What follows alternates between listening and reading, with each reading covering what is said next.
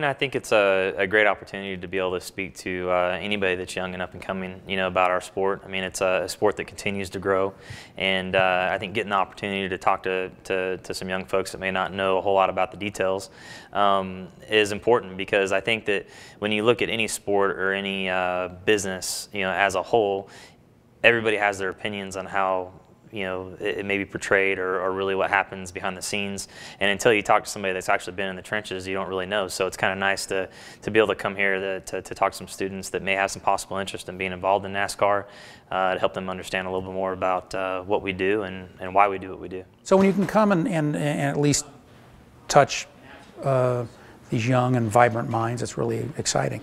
The fact that it has a trail back to Olivia saying, hey, I really want to do this as a career. I'm really committed to it. But I just like to help people when I can, and not that it's a huge help. I think bringing Bootie and Casey's probably a little bit of a help for Olivia, but she's put a lot of work into this, and it's important for her to create differentiators on her school resume, and any way I can help that is great. You have three different, Cal, Casey, and myself, are just a small slice of the race team, but each one of us has very different responsibilities. Let's say Cal more in managing the whole team, making sure we're going in the right direction, as well as keeping the people that provide the money happy. So that's a super important thing, and that's got nothing to do with wrenches or aerodynamics or nothing.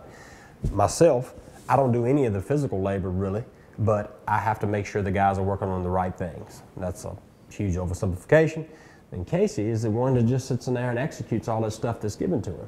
But in between all those people, just those three I just said, there are engineers, there are marketing people, there are laborers, there are skilled laborers, there are engineers that handle different positions, there are, it's everything in between, and it's a lot of specialists. It's a lot of specialization in what we do. NASCAR employs just over 2,000 people.